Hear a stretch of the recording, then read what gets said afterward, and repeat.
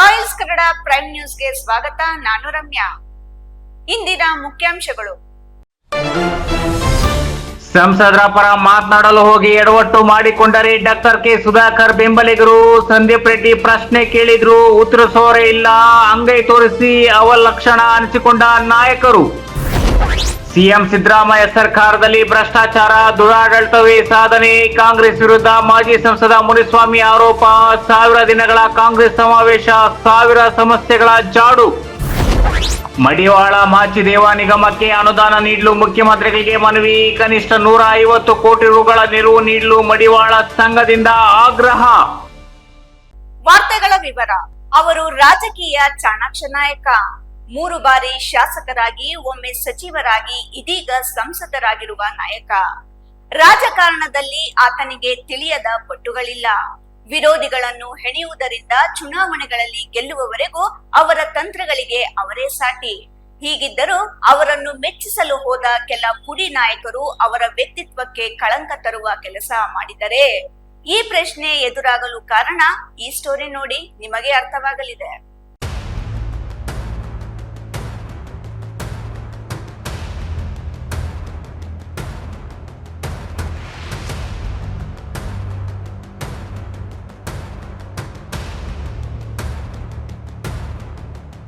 ವೀಕ್ಷಕರೇ, ನಿಮಗೆಲ್ಲ ಗೊತ್ತಿರುವಂತೆ ಡಾಕ್ಟರ್ ಕೆ ಸುಧಾಕರ್ ಅವರ ರಾಜಕಾರಣ ಯಾವಾಗಲೂ ದೂರಾಲೋಚನೆಯಲ್ಲೇ ಇರುತ್ತೆ. ಅದು ವಿರೋಧಿಗಳನ್ನು ಹೆಣೆಯೋದಾಗ್ಲಿ, ಚುನಾವಣೆಗಳಲ್ಲಿ ಗೆಲ್ಲೋದಾಗ್ಲಿ. ಇನ್ನು ತಮ್ಮ ಬೆಂಬಲಿಗರ ಗೆಲುವಿಗಾಗಿ ಅವರು ಪಡೋ ಶ್ರಮ ಅಷ್ಟಿಷ್ಟಲ್ಲ. ಇದು ಅವರ ಸುತ್ತ ಇರುವ ಎಲ್ಲರಿಗೂ ತಿಳಿದ ವಿಚಾರವೇ. ಆದರೆ ಅಂತಹ ರಾಜಕೀಯ ಚಾಣಾಕ್ಷತನವನ್ನು ಮೆಚ್ಚಿಸಲು ಹೋಗಿ ಅವರಿಗೆ ಕಳಂಕ ತರುವ ಕೆಲಸವನ್ನ ಇತ್ತೀಚೆಗೆ ಅವರ ಬೆಂಬಲಿಗರು ಮಾಡಿದ್ದಾರೆ. ಈ ಪ್ರಶ್ನೆ ಎದುರಾಗಲು ಕಾರಣ, ಮೊನ್ನೆ ನಗರಸಭೆಯ ಹಲವರು ಬಂದು ಸುದ್ದಿಗೋಷ್ಠಿ ನಡೆಸಿದ್ದು. ಹೌದು, ನಗರಸಭಾ ಮಾಜಿ ಅಧ್ಯಕ್ಷ ಗಜೇಂದ್ರ ಸೇರಿ ಹಲವರು ಬಂದು ಸುದ್ದಿಗೋಷ್ಠಿ ನಡೆಸಿ ಮುಂದಿನ ವಿಧಾನಸಭಾ ಚುನಾವಣೆಯಲ್ಲಿ ಡಾಕ್ಟರ್ ಕೆ ಸುಧಾಕರ್ ಅವರೇ ಚಿಕ್ಕಬಳ್ಳಾಪುರದ ಅಭ್ಯರ್ಥಿ. ಆದರೆ ಯಲಹಂಕ ಶಾಸಕ SR ವಿಶ್ವನಾಥ್ ಅವರು ಅರಿವಿಲ್ಲದೆ ಬಂದು ಯಾರನ್ನು ಅಭ್ಯರ್ಥಿ ಅಂತ ಹೇಳಿದ್ದಾರೆ. ಇದು ಸರಿಯಲ್ಲ. ಅವರು ಚಿಕ್ಕಬಳ್ಳಾಪುರ ವಿಚಾರದಲ್ಲಿ ತಲೆ ಹಾಕಬಾರದು ಎಂದೆಲ್ಲ ಗಜೇಂದ್ರ ಹೇಳಿದ್ರು. ಆದರೆ ಪತ್ರಕರ್ತರು ಕೇಳಿದ ಯಾವುದೇ ಪ್ರಶ್ನೆಗೆ ಉತ್ತರಿಸಲಾಗದೆ ತಬ್ಬಿಬ್ಬಾದ ಗಜೇಂದ್ರ ಕೊನೆಗೆ ಸುದ್ದಿಗೋಷ್ಠಿ ಬರಕಾಸ್ತು ಮಾಡಿದ್ರು. ಇದು ಹಲವು ಅನುಮಾನಗಳಿಗೆ ಎಡೆ ಮಾಡಿದೆ. ಈ ಸುದ್ದಿಗೋಷ್ಠಿಯನ್ನ ಸಂಸದ ಡಾಕ್ಟರ್ ಕೆ ಸುಧಾಕರ್ ಅವರ ಅನುಮತಿ ಪಡೆದು ಮಾಡಿದ್ರೆ ಅಥವಾ ಅವರನ್ನ ಮೆಚ್ಚಿಸಲು ಬಂದು ಮಾತನಾಡಿದ್ರೆ ಎಂಬ ಪ್ರಶ್ನೆಗೆ ಉತ್ತರ ಸಿಗಬೇಕಿದೆ. ಯಾಕಂದ್ರೆ ಸುಧಾಕರ್ ಅಂತಹ ನಾಯಕರು ತಮಗೆ ಟಿಕೆಟ್ ಬೇಕು ಎಂಬ ವಿಚಾರದಲ್ಲಿ ಇಂತಹ ಕಾಂಜಿ ಪಿಂಜಿ ನಾಯಕರ ಮೂಲಕ ಹೇಳಿಸಬೇಕಾದ ಅನಿವಾರ್ಯ ಇಲ್ವೇ ಇಲ್ಲ. ಹೈಕಮಾಂಡ್ ಮಟ್ಟದಲ್ಲಿ ಅವರಿಗೆ ಅವರದ್ದೇ ಆದ ಸಂಪರ್ಕಗಳಿವೆ. ಸಂಸತ್ ಸ್ಥಾನದ ಟಿಕೆಟ್ ಪಡೆದವರಿಗೆ ವಿಧಾನಸಭಾ ಟಿಕೆಟ್ ಪಡೆಯೋದು ಕಷ್ಟವೇ? ಈ ಸಣ್ಣ ಲಾಜಿಕ್ ಅರ್ಥ ಮಾಡಿಕೊಂಡ್ರೆ ಈ ಸುಧಾಕರ್ ಬೆಂಬಲಿಗರು ಸುಧಾಕರ್ ಅನುಮತಿ ಪಡೆಯದೆ ಬಂದು ಅವಲಕ್ಷಣ ಅನಿಸ್ಕೊಂಡಿದ್ದಾರೆ ಎಂಬುದು ರಾಜಕೀಯ ಜ್ಞಾನ ಇರುವ ಯಾರಿಗೇ ಆಗ್ಲಿ ಅರ್ಥವಾಗಲಿದೆ. ಪಕ್ಷಕ್ಕೆ ನಿಮ್ಮ ಕೊಡುಗೆ ಏನು ಅಂದ್ರೆ ಸುದ್ದಿಗೋಷ್ಠಿಯಲ್ಲಿ ಕೂತಿದ್ದ 10 ಮಂದಿಯಲ್ಲೂ ಉತ್ತರ ಇರಲಿಲ್ಲ. ಬಿಜೆಪಿ ಕಚೇರಿ ಜಿಲ್ಲಾ ಕೇಂದ್ರದಲ್ಲಿ ಎಲ್ಲಿದೆ ಅಂದ್ರೆ ಅರೆಬೆಂದ ನಾಯಕನೊಬ್ಬ ದೊಡ್ಡ ಗಣೇಶ ದೇವಾಲಯದ ಮುಂದೆ ಇದೆ ಅಂತ ಹೇಳುವ ಮೂಲಕ ಪಕ್ಷದ ಯಾವುದೇ ಚಟುವಟಿಕೆ ನಮಗೆ ಅರಿವಿಲ್ಲ ಎಂಬುದನ್ನ ಬಹಿರಂಗಪಡಿಸಿದ. ಆ ಕಚೇರಿ ಖಾಲಿ ಮಾಡಿ ಯಾವ ಕಾಲವಾಗಿದೆ ಅದು ಗೊತ್ತಿಲ್ಲದ ನೀವು ಬಿಜೆಪಿಯಲ್ಲಿದ್ದೀರಾ ಎಂಬ ಪತ್ರಕರ್ತರ ಪ್ರಶ್ನೆಗೆ ಎಲ್ಲರೂ ಪೆಚ್ಚಾಗುವಂತಾಯಿತು. ಇನ್ನು ನೀವು ಸುಧಾಕರ್ ಬೆಂಬಲಿಗರೇ ಅಥವಾ ಬಿಜೆಪಿ ಕಾರ್ಯಕರ್ತರೇ ಎಂಬ ಪ್ರಶ್ನೆಗೆ ನಾವು ಸುಧಾಕರ್ ಬೆಂಬಲಿಗರು, ಅವರು ಎಲ್ಲಿದ್ರೆ ಅಲ್ಲಿ ನಾವಿರ್ತೀವಿ ಅಂತ ಹೇಳುವ ಮೂಲಕ ಬಿಜೆಪಿ ಪಕ್ಷದ ಅರಿಷ್ಟರ ಕೆಂಗಣ್ಣಿಗೆ ಸಂಸದರು ಗುರಿಯಾಗುವಂತೆ ಮಾಡುವಲ್ಲಿ ಈ ನಾಯಕರು ಯಶಸ್ವಿಯಾದರು. ಅಷ್ಟೇ ಅಲ್ಲ, ಈ ನಾಯಕರು ಯಾವುದೇ ಪೂರ್ವ ತಯಾರಿ ಇಲ್ಲದೆ ತಾವು ಹೇಳಿದ್ದನ್ನ ಬರೆದುಕೊಂಡು ಹೋಗ್ತಾರೆ ಎಂಬ ಹುಂಬುತನದಲ್ಲಿ ಸುದ್ದಿಗೋಷ್ಠಿಗೆ ಬಂದಿದ್ರು ಎಂಬುದಕ್ಕೆ ಮತ್ತೊಂದು ವಿಚಾರವೂ ಇದೆ. ಬಿಜೆಪಿ ಮಾಡಿದ ಹೋರಾಟಗಳಲ್ಲಿ ನೀವು ಯಾಕೆ ಭಾಗವಹಿಸಿಲ್ಲ ಅಂತ ಕೇಳಿದ್ರೆ ಜಿಲ್ಲಾಧ್ಯಕ್ಷರು ನಮಗೆ ಹೇಳಿಯೇ ಇಲ್ಲ ಅಂತ ಹೇಳುವ ಮೂಲಕ ಬಿಜೆಪಿಯಲ್ಲಿ ಬಣಗಳಿವೆ ಎಂಬ ಸುಳಿವನ್ನ ಪರೋಕ್ಷವಾಗಿ ನೀಡಿದ್ರು. ಇದನ್ನೇ ಹಿಡಿದು ಹಾಗಾದ್ರೆ ಬಿಜೆಪಿಯಲ್ಲಿ ಬಣಗಳಿವೆಯೇ ಎಂಬ ಪ್ರಶ್ನೆಗೆ ಹೌದು ಅಂತ ಹೇಳುವ ಮೂಲಕ ಪಕ್ಷ ಸಿದ್ಧಾಂತ ಯಾವುದು ಮುಖ್ಯವಲ್ಲ, ವ್ಯಕ್ತಿ ಪ್ರತಿಷ್ಠೆಯೇ ಮುಖ್ಯ ಎಂಬ ಸಂದೇಶವನ್ನ ರವಾನಿಸಿದ್ರು. ಈ ಎಲ್ಲ ವಿಚಾರಗಳನ್ನ ಇಟ್ಕೊಂಡು ಮಾರನೇ ದಿನ ಸಂದೀಪ್ ರೆಡ್ಡಿ ಈ ಎಲ್ಲ ಕಾಂಜಿಪಿಂಜಿ ನಾಯಕರನ್ನ ಒಗೆದು ಒಣಗಿಸಿ ಇಸ್ತ್ರಿ ಮಾಡಿದ್ರು. ಸಂದೀಪ್ ರೆಡ್ಡಿ ಅವರಿಗೆ ಟಾಂಗ್ ನೀಡಿ 3 ದಿನಗಳೇ ಕಳೆದ್ರು. ಈ ನಗರಸಭಾ ನಾಯಕರು ತುಟಿಕ್ ಪಿಟಿಕ್ ಅಂದಿಲ್ಲ. ಅವರಿಗೆ ತಿರುಗೇಟು ನೀಡುವ ಯಾವುದೇ ಕೆಲಸ ಮಾಡಲು ಪಾಪ ಆ ನಾಯಕರಿಗೆ ಧೈರ್ಯ ಸಾಕಾಗ್ತಿಲ್ಲ ಅನ್ಸುತ್ತೆ. ತರ್ಕಬದ್ಧವಾಗಿ ಸಂದೀಪ್ ರೆಡ್ಡಿ ಕೇಳಿದ ಪ್ರಶ್ನೆಗಳಿಗೆ ಉತ್ತರವಿಲ್ಲದೆ ನಾಯಕರು ತುಟಿ ಬಿಚ್ಚಿದ್ದು ವ್ಯಕ್ತಿ ಪೂಜೆ ವಿಚಾರವಾಗಿ ಅಂದು ಸುದ್ದಿಗೋಷ್ಠಿಯಲ್ಲಿ ನಾಯಕರು ಆಡಿದ ಮಾತುಗಳನ್ನು ಹೈಕಮಾಂಡ್ಗೆ ರವಾನಿಸುವಲ್ಲಿ ಸುಧಾಕರ್ ವಿರೋಧಿಗಳು ಮುಂದಾಗಿದ್ದಾರೆ ಎಂಬ ಮಾತುಗಳು ಕೇಳಿಬಂದಿವೆ. ಸಾಲದೆಂಬಂತೆ ಹರಿಕೃಷ್ಣ ಚಾರಿಟೇಬಲ್ ಟ್ರಸ್ಟ್ ಮೂಲಕ ಮೊನ್ನೆ ಗೋದಾನ ಮಾಡಿದ್ದ ಹರೀಶ್ ರೆಡ್ಡಿ ಇತ್ತೀಚೆಗೆ ಸುದ್ದಿಗೋಷ್ಠಿ ನಡೆಸಿದ್ರು. ಇದಕ್ಕೆ ಕಾರಣ ಮಹಾಶಿವರಾತ್ರಿಯ ದಿನ ಉಚಿತ ಆಟೋ ಸೇವೆ ಒದಗಿಸೋದಾಗಿತ್ತು. ಆದರೆ ಪತ್ರಕರ್ತರು ರಾಜಕೀಯವಾಗಿಯೂ ಪ್ರಶ್ನೆ ಕೇಳಿದ ಕಾರಣಕ್ಕೆ ಹರೀಶ್ ರೆಡ್ಡಿ ತಾವು ಚಿಕ್ಕಬಳ್ಳಾಪುರದ ಬಿಜೆಪಿ ಟಿಕೆಟ್ ಆಕಾಂಕ್ಷಿ ಅಂತ ಹೇಳಿದ್ರು. ಅಲ್ಲಿಗೆ ಬಿಜೆಪಿಯಲ್ಲಿ ಮತ್ತೊಬ್ಬ ಆಕಾಂಕ್ಷಿ ಬೆಳಕಿಗೆ ಬಂದ್ರು. ಇದಕ್ಕೂ ಇದೇ ಸುಧಾಕರ್ ಬೆಂಬಲಿಗರ ಬಾಯಿ ಒಡಕುತನವೇ ಕಾರಣ ಎಂಬುದು ಹೇಳಬೇಕಾಗಿಲ್ಲ ತಾನೇ. ಅಲ್ಲಿಗೆ ಸಂಸದ ಡಾಕ್ಟರ್ ಕೆ ಸುಧಾಕರ್ ಅವರಿಂದ ಶಹಬಾಸ್ ಗಿರಿ ಪಡೆಯಲು ಹೋಗಿ ಅವರಿಗೆ ಕಳಂಕ ತರುವಲ್ಲಿ ಅವರ ಬೆಂಬಲಿಗರು ಯಶಸ್ವಿಯಾಗಿದ್ದಾರೆ ಎನ್ನುವುದು ಇದೀಗ ಕ್ಷೇತ್ರದಲ್ಲಿ ಚರ್ಚೆಗೆ ಗ್ರಾಸವಾಗಿರುವ ವಿಚಾರವಾಗಿದೆ. ಯಾವುದೇ ಪೂರ್ವ ತಯಾರಿ ಇಲ್ಲದೆ, ಪಕ್ಷದ ಆಂತರಿಕ ವಿಚಾರಗಳ ಮಾಹಿತಿ ಇಲ್ಲದೆ ಕೇವಲ ನಾಯಕರನ್ನು ಮೆಚ್ಚಿಸಲು ಹೋಗಿ ಕೆಸರಿಗೆ ಬಿದ್ದ ಈ ನಾಯಕರ ಕ್ರಮಕ್ಕೆ ಈಗ ತಲೆ ಚಚ್ಚಿಕೊಳ್ಳುವ ಸರದಿ ಸಂಸದರಿಗೆ ಬಂದಿದ್ಯಾ ಗೊತ್ತಿಲ್ಲ. ಅದನ್ನ ಅವರೇ ಹೇಳಬೇಕು. ಒಟ್ನಲ್ಲಿ ವಿಧಾನಸಭಾ ಚುನಾವಣೆಗೆ 2 ವರ್ಷಕ್ಕೂ ಹೆಚ್ಚು ಕಾಲ ಇರುವಾಗಲೇ ಟಿಕೆಟ್ ವಿಚಾರವಾಗಿ ರಾದ್ದಾಂತ ಮಾಡಿದ ಖ್ಯಾತಿ ಮಾತ್ರ ನಗರಸಭೆಯ ಈ ಅರೆಬೆಂದ ನಾಯಕರಿಗೆ ಸಲ್ತದೆ.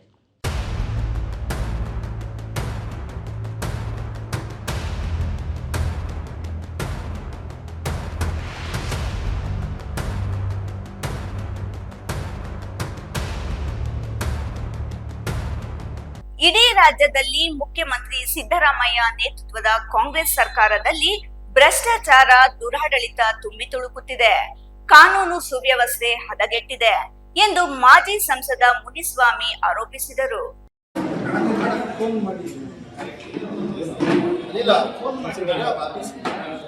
ಹಳ್ಳಿ ಬಿಜೆಪಿ ಕಚೇರಿಯಲ್ಲಿ ನಡೆದ ಸುದ್ದಿಗೋಷ್ಠಿಯಲ್ಲಿ ಮಾಜಿ ಸಂಸದ ಕೋಲಾರದ ಮುನಿಸ್ವಾಮಿ ಮಾತನಾಡಿ, ಕಾಂಗ್ರೆಸ್ನವರು 1000 ದಿನ ಪೂರ್ಣಗೊಳಿಸಿದೆ ಅಂತ ಸಂಭ್ರಮಾಚರಣೆ ಮಾಡಿ ಕಾರ್ಯಕ್ರಮಗಳನ್ನು ಹಮ್ಮಿಕೊಂಡಿರುವ ವಿರುದ್ಧ ರಾಷ್ಟ್ರೀಯ ಮತ್ತು ರಾಜ್ಯ ನಾಯಕರ ನೇತೃತ್ವದಲ್ಲಿ ರಾಜ್ಯಾದ್ಯಂತ ಸುದ್ದಿಗೋಷ್ಠಿಗಳ ಮೂಲಕ ಕಾಂಗ್ರೆಸ್ ಸರ್ಕಾರದ 1000 ದಿನ ಮತ್ತು 1000 ಸಮಸ್ಯೆಗಳು ಅಂತ ಬಯಲಿಗೆಳೆಯಲಾಗುವುದು.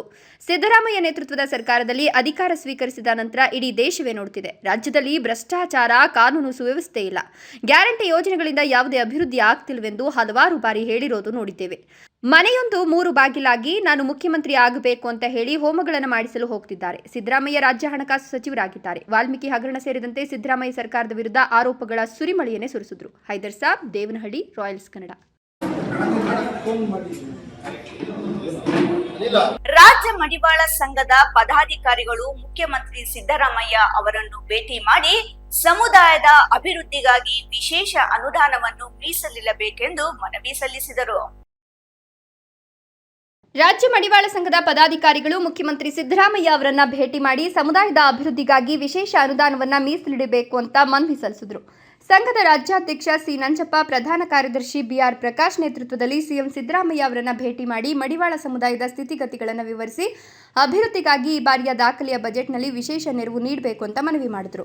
ಮಡಿವಾಳ ಮಾಚಿದೇವ ನಿಗಮಕ್ಕೆ ಕನಿಷ್ಠ 150 ಕೋಟಿ ರೂಪಾಯಿಗಳ ನೆರವು ನೀಡಬೇಕು. ಬೆಂಗಳೂರಿನ ಶೇಷಾದ್ರಿಪುರಂನಲ್ಲಿರುವ ಮಡಿವಾಳ ಸಂಘದ ವಿದ್ಯಾರ್ಥಿ ನಿಲಯ ಶಿಥಿಲಾವಸ್ಥೆಯಲ್ಲಿದ್ದು ಮಕ್ಕಳು ಶೈಕ್ಷಣಿಕ ಪ್ರಗತಿಗೆ ಇದು ತೊಡಕಾಗ್ತಿದೆ. ಕೂಡಲೇ ಅದರ ದುರಸ್ತಿ ಕಾರ್ಯ ಕೈಗೊಳ್ಳಲು 6 ಕೋಟಿ ರೂಪಾಯಿಗಳ ಅನುದಾನವನ್ನು ನೀಡಬೇಕೆಂದು ಸಮುದಾಯದ ಪರವಾಗಿ ಮುಖಂಡರು ಮನವಿ ಸಲ್ಲಿಸಿದರು. ಮಡಿವಾಳ ಸಂಘದ ಪದಾಧಿಕಾರಿಗಳು ಮನವಿ ಪತ್ರವನ್ನು ಮತ್ತು ಸಮಸ್ಯೆಗಳನ್ನು ಆಲಿಸಿದ ಮುಖ್ಯಮಂತ್ರಿ ಸಿದ್ದರಾಮಯ್ಯ ಅವರು ಈ ಸಂಬಂಧ ಸೂಕ್ತ ಕ್ರಮ ಕೈಗೊಳ್ಳುವ ಭರವಸೆ ನೀಡಿದ್ದಾರೆ ಅಂತ ನಿಯೋಗದಲ್ಲಿದ್ದ ಸಂಘದ ಉಪಾಧ್ಯಕ್ಷರು ಶಿಡ್ಲಘಟ್ಟದ ಆರ್ವಿ ರಾಜಣ್ಣ ತಿಳಿಸಿದ್ದಾರೆ. F Pasha, Shidlaghatta, Royals Kannada. ಇದೀಗ ಸಣ್ಣದೊಂದು ವಿರಾಮ. ವಿರಾಮದ ನಂತರ ರಾಯಲ್ಸ್ ಕನ್ನಡ ಪ್ರೈಮ್ ನ್ಯೂಸ್ ಮುಂದುವರಿಯುತ್ತದೆ. ಪ್ರಿಯ ವೀಕ್ಷಕರೇ, ಇವತ್ತು ನಮ್ಮ ದೈವಿ ಶಕ್ತಿ ಸಂಸ್ಥಾನದಿಂದ ಪ್ರತಿಷ್ಠಾಪಿಸಿ ಸಿದ್ಧಿ ಮಾಡಲಾಗಿರುವ ಕರುಂಗಲಿ ಮಾಲೆ ಮತ್ತು ಬ್ರಾಸ್ಲೈಟ್ ನಿಮಗಾಗಿ ತಲುಪಿಸಲಾಗುತ್ತಿದೆ. ನಮ್ಮ ಕರುಂಗಲಿ ಮಾಲೆಯನ್ನ ಭಾರತದ ಮಾಜಿ ಪ್ರಧಾನಮಂತ್ರಿಗಳಾದ ಇಂದಿರಾ ಗಾಂಧಿ ಅವರಿಂದ ಹಿಡಿದು ಈಗಿನ ಸ್ಟಾರ್ ನಟರಾದ ಧನುಷ್ ರವರು ಕೂಡ ಧರಿಸಿ ಅಷ್ಟೈಶ್ವರ್ಯಗಳನ್ನು ಪಡೆದಿದ್ದಾರೆ. 8mm ಸರ್ಟಿಫೈಡ್ ಕರುಂಗಲಿ ಮಾಲೆಯನ್ನ ಎಬೋನಿ ಮರದ ತುಂಡುಗಳಿಂದ ಡಾರ್ಕ್ ಬ್ರೌನ್ ಬಣ್ಣದಿಂದ ಚೆಕ್ ಮಾಡಬಹುದು. ದಿವ್ಯ ಶಕ್ತಿ ಕರುಂಗಲಿ ಮಾಲೆಯನ್ನ ಧರಿಸೋದ್ರಿಂದ ಅಥವಾ ಮನೆ ಮತ್ತು ಅಂಗಡಿಗಳಲ್ಲಿ ಪ್ರತಿಷ್ಠಾಪಿಸೋದ್ರಿಂದ ಸಾಲಬಾಧೆ, ಕಾಲಸರ್ಪ, ದೃಷ್ಟಿದೋಷ, ಮಕ್ಕಳ ವಿದ್ಯಾಭ್ಯಾಸ, ಅನಾರೋಗ್ಯ, ಮನೆಯಲ್ಲಿ ಅಶಾಂತಿ ಮುಂತಾದ ಸಾಕಷ್ಟು ಸಮಸ್ಯೆಗಳಿಂದ ಮುಕ್ತಿ ಮಾಡಿ ನೆಗೆಟಿವ್ ಎನರ್ಜಿಯನ್ನ ದೂರ ಮಾಡಿ ಮೆದುಳಿನ ನರತಂತುಗಳ ಮೇಲೆ ಪ್ರಭಾವ ಬೀರಿ ಅಗೋಚರ ಪ್ರಯೋಜನಗಳನ್ನು ಪಡೆಯಿರಿ. ಟಿವಿ ಸ್ಕ್ರೀನ್ ಮೇಲೆ ಕಾಣುವ ನಂಬರ್ಗೆ ಈಗಲೇ ಆರ್ಡರ್ ಮಾಡಿ. ವಿರಾಮದ ನಂತರ ರಾಯಲ್ಸ್ ಕನ್ನಡ ಪ್ರೈಮ್ ನ್ಯೂಸ್ಗೆ ಸ್ವಾಗತ. ದೇವನಹಳ್ಳಿ ಹಳೆ ತಾಲೂಕು ಕಚೇರಿ ಪಕ್ಕದಲ್ಲಿರುವ ಶ್ರೀ ಆಂಜನೇಯ ಸ್ವಾಮಿ ದೇವಾಲಯದಲ್ಲಿ ವಿಶೇಷ ಪೂಜೆಯನ್ನು ನೆರವೇರಿಸಿದ ಹಿಂದೂ ಮುಖಂಡರು ಶೋಭಾಯಾತ್ರೆಗೆ ಚಾಲನೆ ನೀಡಿದರು.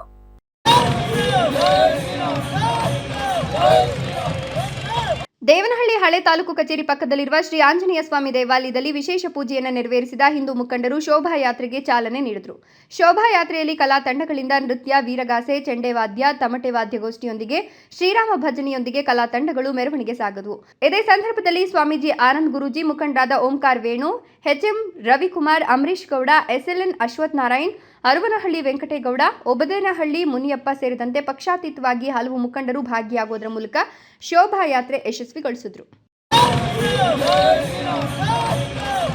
ನೂರಾರು ಸಂಖ್ಯೆಯಲ್ಲಿ ಸ್ಕೇಟಿಂಗ್ ಕ್ರೀಡಾಸಕ್ತರು, ಕ್ರೀಡಾಪಟುಗಳು ಮತ್ತು ಪೋಷಕರು ಅತ್ಯಂತ ಉತ್ಸಾಹದಿಂದ ರಾಷ್ಟ್ರೀಯ ಕ್ರೀಡೆ ಸ್ಕೇಟಿಂಗ್ ಸ್ಪರ್ಧೆಗೆ ಪ್ರೋತ್ಸಾಹ ನೀಡುತ್ತಿದ್ದಾರೆ ಎಂದು SC/ST ಶಾಲೆ ಸಂಸ್ಥಾಪಕ ಗೋಪಾಲಸ್ಗೌಡ ತಿಳಿಸಿದರು.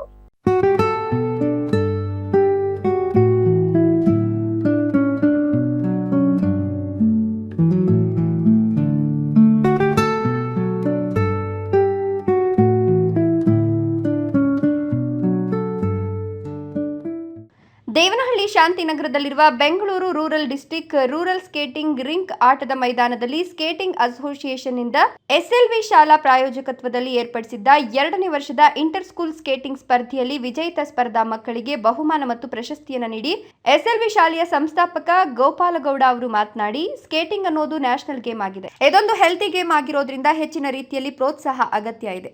ಸ್ಕೇಟಿಂಗ್ ಅನ್ನ ಈ ಭಾಗದಲ್ಲಿ ಮುಖ್ಯ ವಾಹಿನಿಗೆ ತರಬೇಕು ಅಂತ ತರಬೇತು ಮುಖ್ಯಸ್ಥ ಪ್ರಕಾಶ್ ರವರು ಮನವಿ ಮಾಡಿದ್ದ ಹಿನ್ನೆಲೆಯಲ್ಲಿ ಪೂರ್ಣ ಪ್ರಮಾಣದಲ್ಲಿ ಸ್ಪಂದಿಸಿ ಸ್ಪರ್ಧೆಗೆ ಹೆಚ್ಚಿನ ಪ್ರೋತ್ಸಾಹ ಮತ್ತು ಸಹಕಾರ ನೀಡಲಾಗಿದೆ ಎಂದರು.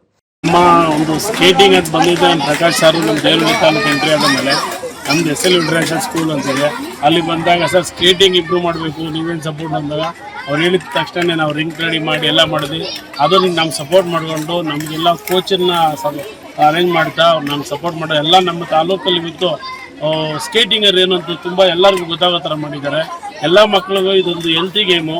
ಬಟ್ ಇದರಿಂದ ಮಕ್ಕಳಿಗೆ ಫ್ಯೂಚರಲ್ಲಿ ನ್ಯಾಷನಲ್ ಆಡಿದ್ರೆ ಒಂದು ಅವರ ಫ್ಯೂಚರ್ ಒಂದು ಯಾವುದಾದ್ರೂ ಒಂದು ಅಪಾಯಿಂಟ್ಮೆಂಟ್ ಇರ್ಬೋದು, ಒಂದು ಹೈಯರ್ ಎಜುಕೇಷನ್ ಎಲ್ಲದಕ್ಕೂ ಅನುಕೂಲ ಆಗುತ್ತೆ.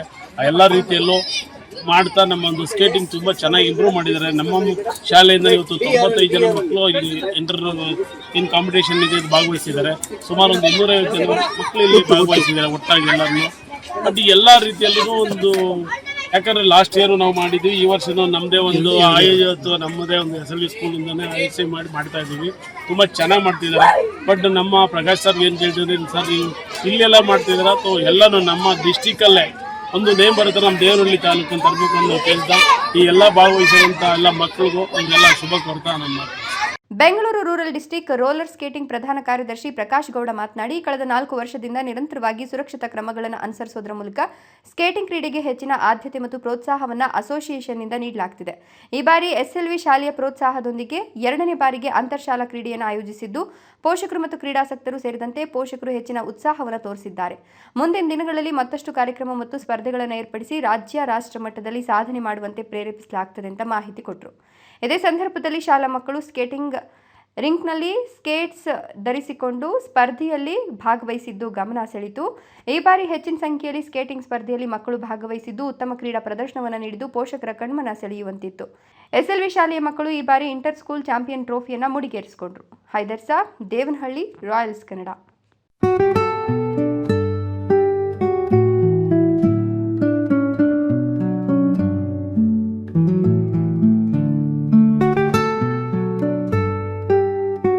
ಇದೀಗ ಮತ್ತೊಮ್ಮೆ ಹೆಡ್ಲೈನ್ಸ್.